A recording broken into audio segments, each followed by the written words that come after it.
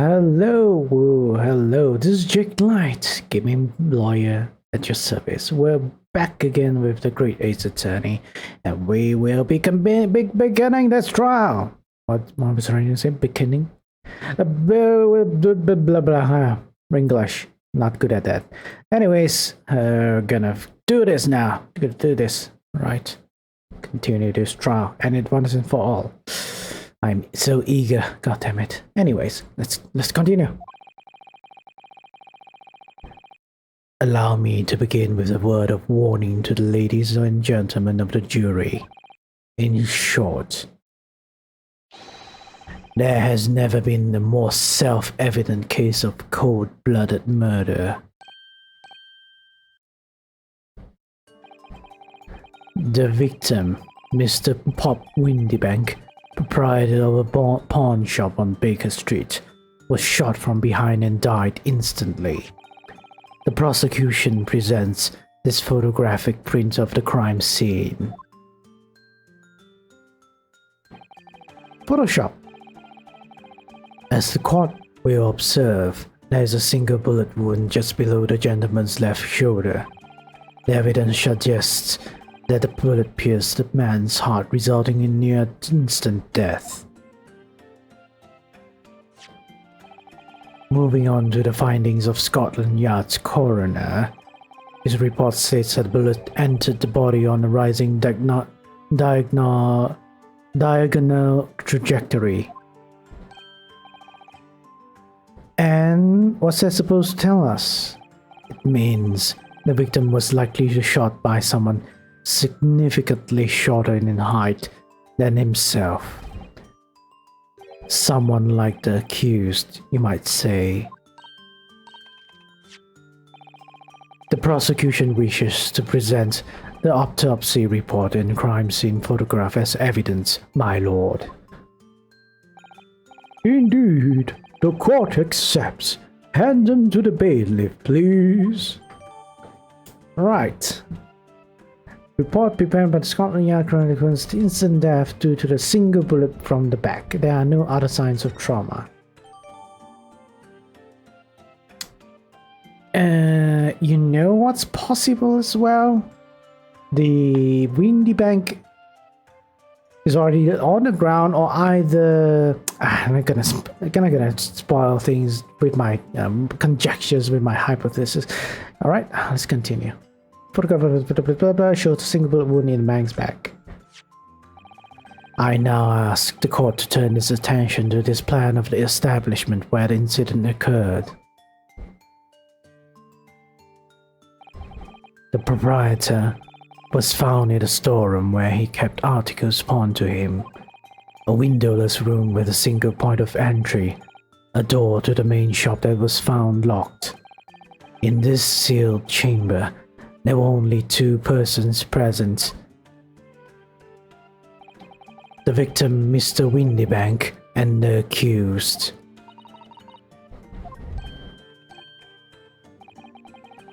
It may further interest the court to know that when the accused was discovered at the scene, she had in her hand the gun used to fire the fatal bullet.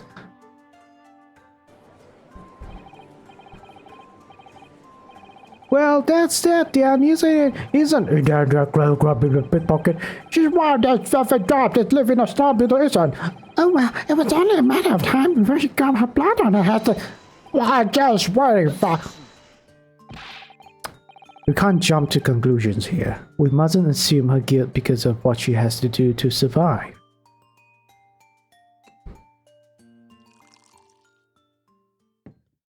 No drinking. My learned Nipponese friend, it is you who mustn't jump to conclusions. The prosecution has barely begun presenting its case.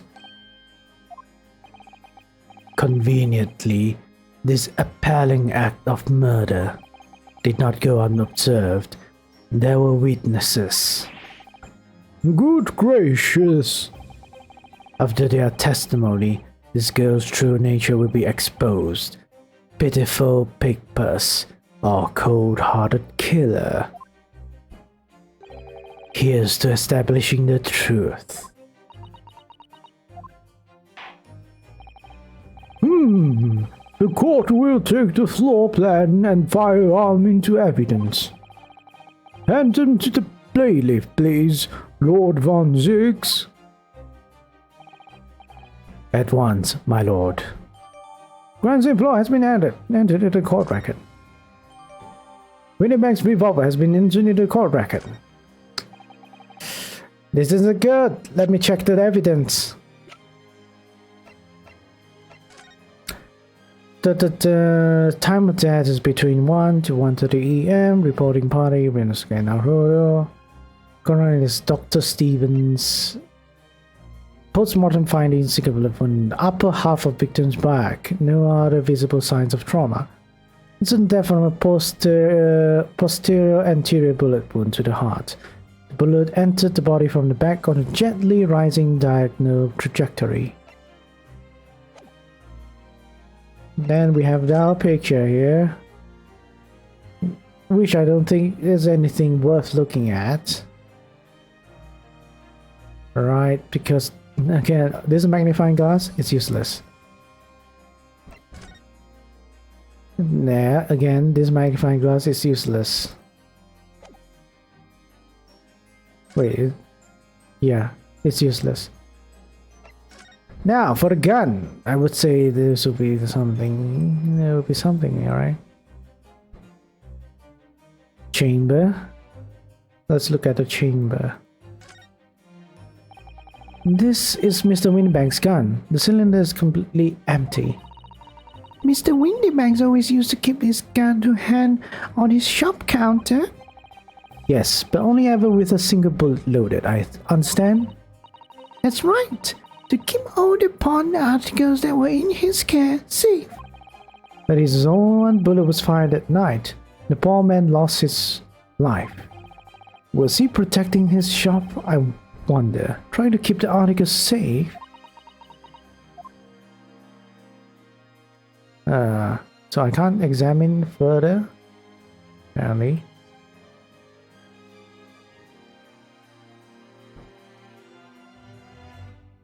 Apparently not. There's nothing for me to examine except for where the chamber is. And yeah, nothing. Not even the holes in it. It's just this. Alright then.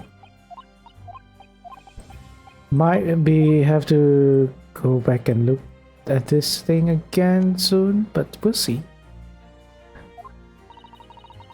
I feel like the mood in here just has turned very gloomy all of a sudden, Bruno. I think that's because it has. Ooh, immediately second phase, eh? Let us begin. Bring forth the witnesses to the foul murder of Mr. Pop Windybank on 16 April of this year. Right. Okay. Well, they look not suspicious at all. Not suspicious at all. Witnesses, state your names and occupations for the court. Names, Nash. Alright, Louis' voice. They look really weird. Name's Nash Scocking. Occupation is baddie. Professional baddie. Name's Ringo Scocking. Occupation's same. Is it same? Tobias Gregson, Scotland Yard Inspector. That's right. We're what they call the Tree Skulking Brothers.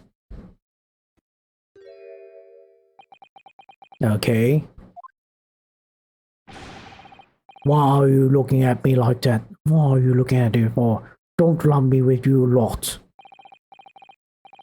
God blimey, that's cold. Don't you know what we've going through? It's our old love. Lost contact with him. We have. So we're scouring every shady corner of the capital. And then, last night we come across you, the very spit over the block. Ain't that right, Ringo? It is, Nash, it is. The very spit on him. So we decided that what we was gonna do. We was gonna call ya Big Buff Soke. Alright, so the small dude is Ringo, meaning I think that's Japanese for apple. I think, yeah. Ringo. What was the peg? What was the taller dude's name? I didn't know. I didn't pay attention. Come on. Come on. If it out, you two. Sulky? Skulking? And that's before he's run out of chips. Okay. Well then. Inspector Sulky Gregson. Begging your pardon, my lord, my name's Tobias. Tobias. What would I like to know, Inspector, is what you are doing in the witness stand. The skulking brothers are currently under arrest, my lord, on suspicion of theft. Thieves? Are they this tree? No, my lord. No, my lord. Begging your pardon, but please don't lump me in with this lot. Two nights ago, these two brothers illegally entered an establishment with intent to burgle. In the course of their nefarious activities, they became embroiled in a far more sinister crime. By Jove, you mean to say, what an extraordinary coincidence!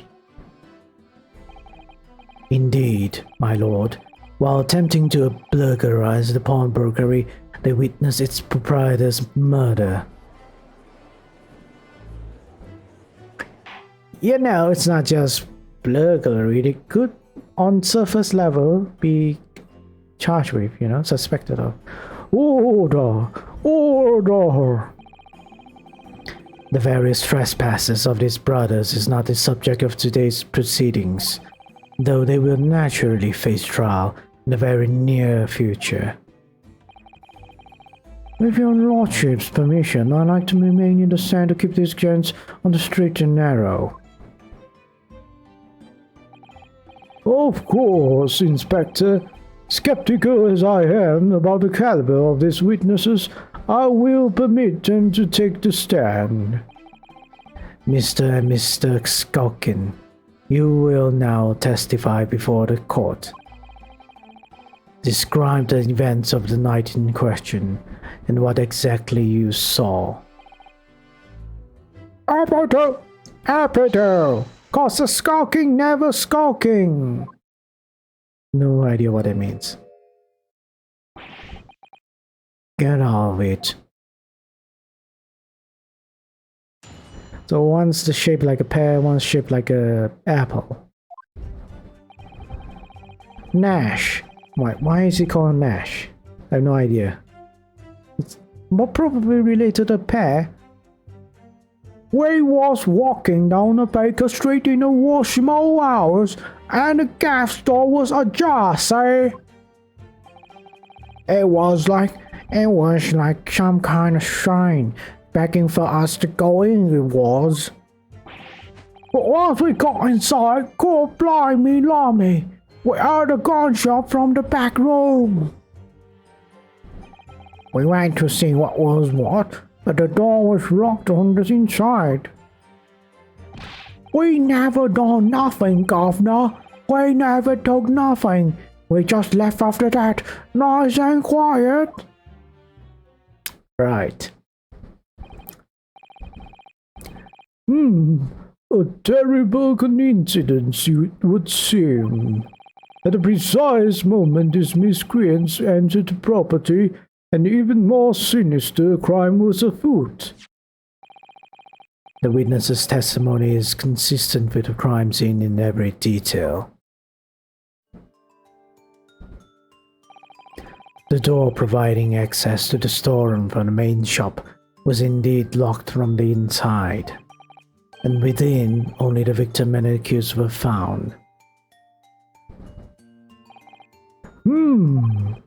I must say, it does appear to be an overwhelmingly simple case.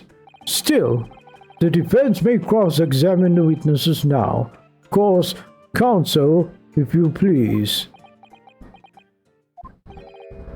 Counsel? Yes. What's the matter, Uno? Sorry, I was just stunned into silence for a minute by the blatant lies being told by the pair in the stand. I know that's all nonsense because I saw it with my own eyes. I'll just have to expose their testimony for the pack of lies it is. Indeed. Ka-ting! We walk. Okay, I'm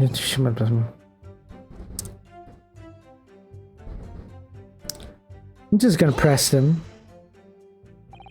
The front door windy banks were ajar, you say. What time of night was this? Must have been what about wall, right, Wingo? Yeah, I'd say so, right, Sulky? Sulky? How would I know? The place would have been shut at 1 in the morning, just like every other shop in town.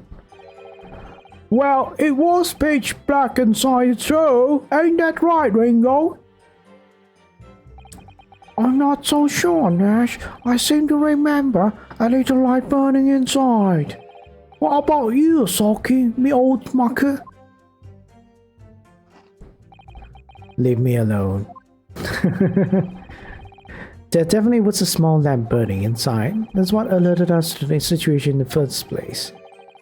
When this gentleman ventured into the open establishment, the accused, Miss Gina Lestrade, already had the muzzle of a gun trained on the unfortunate victim. It's pure conjecture.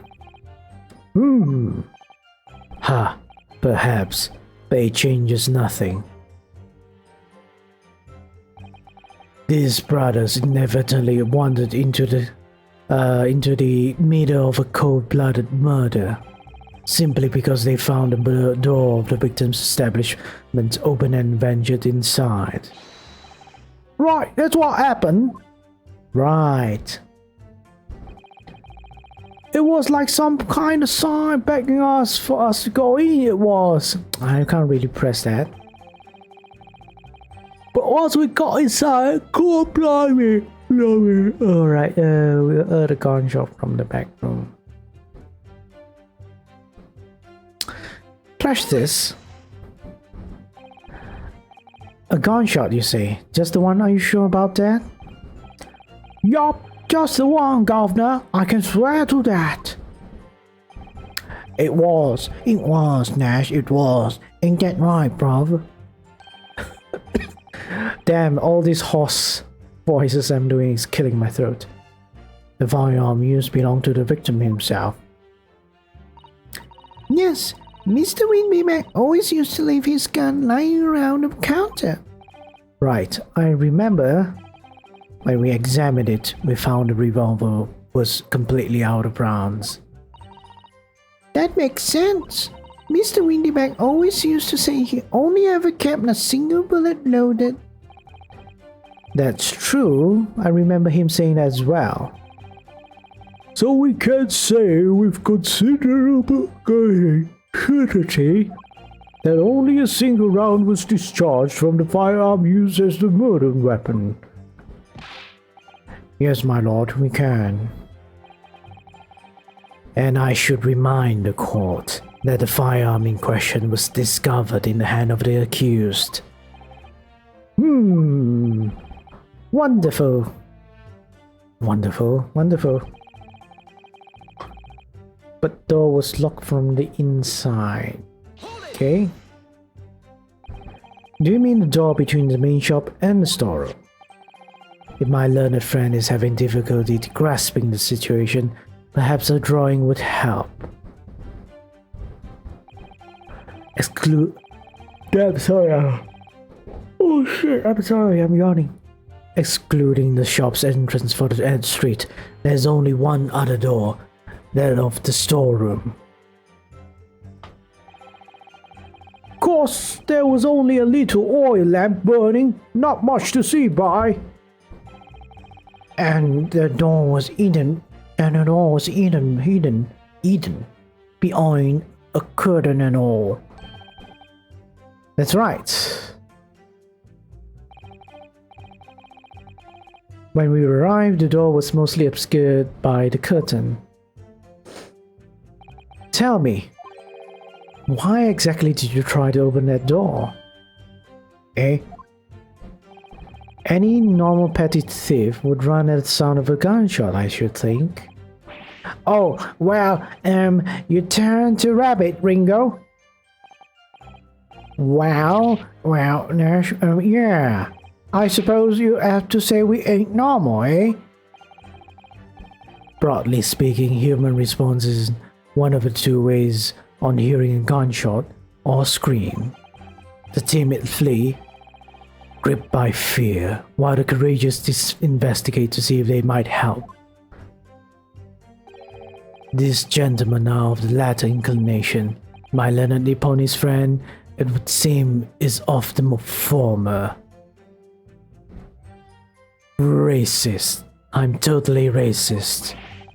Alright, somehow I just proved that I was a coward at night. Thank you, counsels. So, I believe we all understand that the door was locked and could not be opened. Proceed, witnesses. We never done nothing. We never got... I really need time to get used to this though. I also have to change it. We never done nothing, governor. We never took nothing. We just left after that nice and quiet. Hold it! You didn't do or take anything? Is that your story? Well, it was a bedlam soon as we weren't it. It was, Nash, it was. Didn't even have time to pull me dukes out me Lucy lockets. So with no time to take your hands out of your pockets, you just left nice and quietly, you say. That's right, governor. Nothing we ain't more than violence. Peace-loving nibblers, we are, not blodgers. We are, Nash, we are. Never even pulled me dukes out me Lucy lockets. So you'd clearly like us to believe. Eh? Come again? As you fled from the pawnbrokers that night, did you not run into anyone else? And did you not fire a gun at that person? Saints alive! They fired a gun, you say?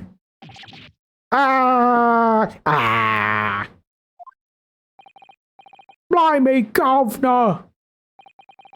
You ain't telling us it was you in the doorway.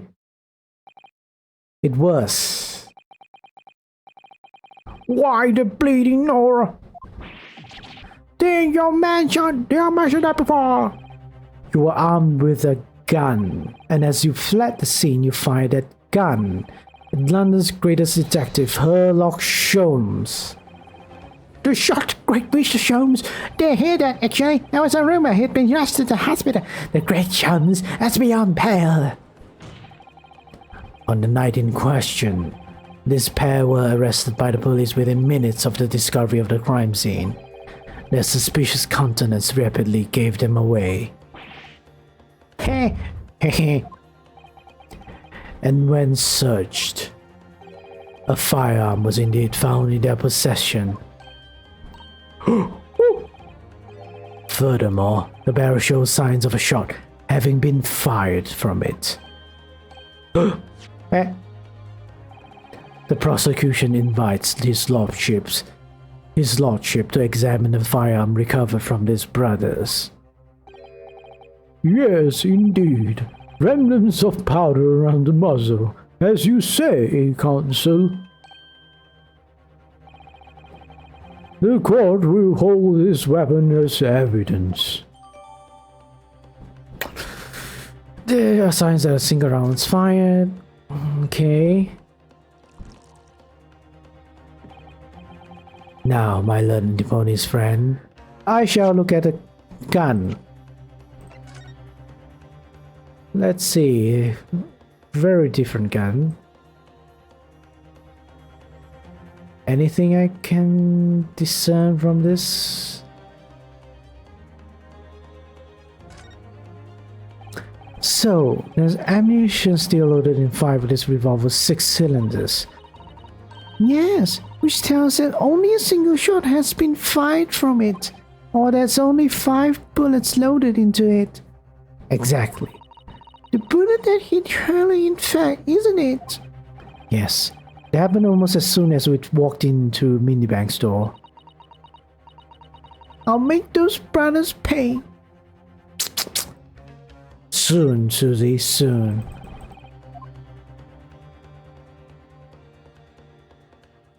Yep, we have nothing to look at in this garden.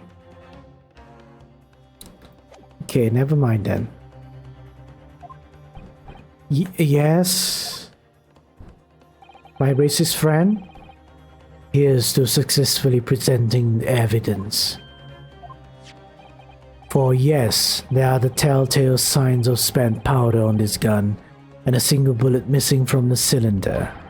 But the prosecution demands evidence that it was fired at the scene of the crime under scrutiny in this trial.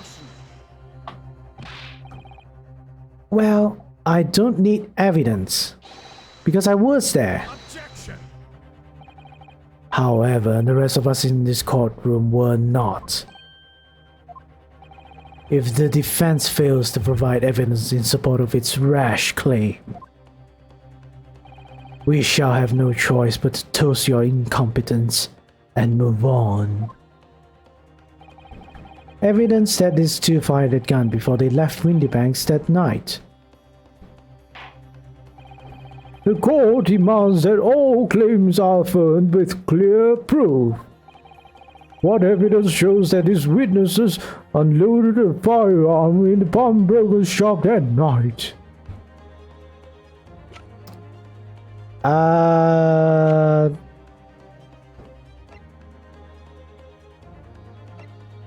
Gina's representation papers. Now, pawnbroker's blood on his hand. Identifies Mr. Mason.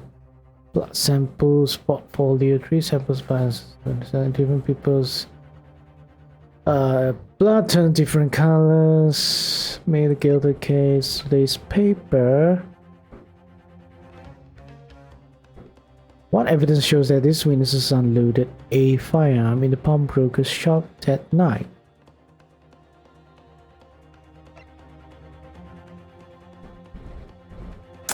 Very vague, but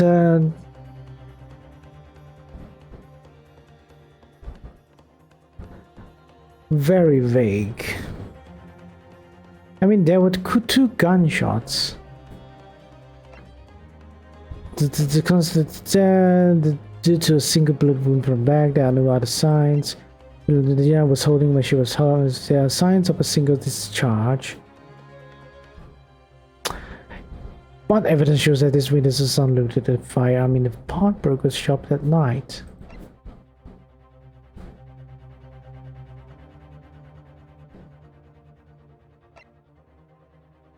Because my logic is there were 2 gunshots being fired, and Windy Bank's gun only has 1 shot, 1 bullet, so this should be the correct evidence to present, right? I'm gonna choose this one, right? Take that. The evidence is this. No, nah, you black. No, wrong. No.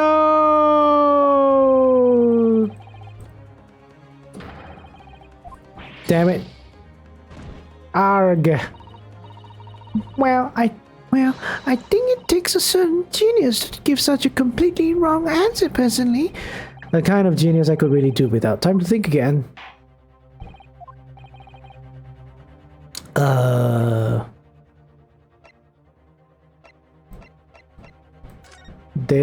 This, right? This.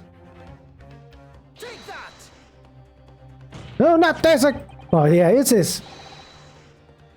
All right. Correct.